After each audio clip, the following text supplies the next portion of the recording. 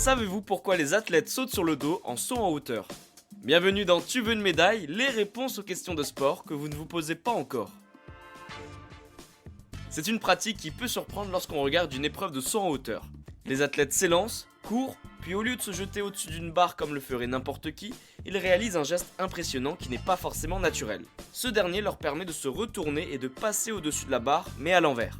Alors oui, comme vous pouvez l'imaginer, c'est pour une question de performance que les athlètes utilisent cette technique. Pour la comprendre, il faut revenir en 1968.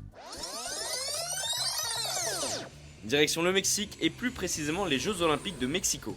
Cette année-là, le saut en hauteur va connaître un grand changement. Jusqu'ici, les athlètes sautaient avec le ventre vers le bas, comme un plongeon en quelque sorte, mais c'est sans compter sur Dick Fosbury. L'Américain est à l'origine de la technique qui porte encore son nom, Fosbury.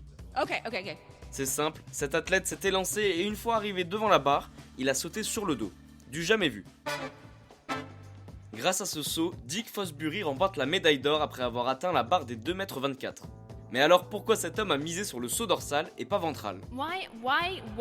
Tout se joue au niveau du barycentre. Pour faire simple, c'est le centre de gravité que possède chaque objet. Si l'athlète saute sur le dos, son barycentre se retrouve en dessous de lui, donc sous la barre à franchir. Dans le cas où il sauterait sur le ventre, son centre de gravité se trouverait au-dessus de la barre. Ça veut dire que ça demande beaucoup plus d'énergie au sportif ou à la sportive. C'est pour cette raison que Dick Fosbury a révolutionné ce sport grâce à cette technique.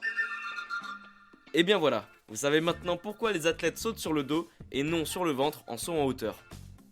Vous pouvez écouter ce podcast et nous retrouver sur Apple Podcasts, Spotify, Deezer, Castbox et toutes les autres plateformes. N'hésitez pas à partager, noter ou laisser en commentaire une question.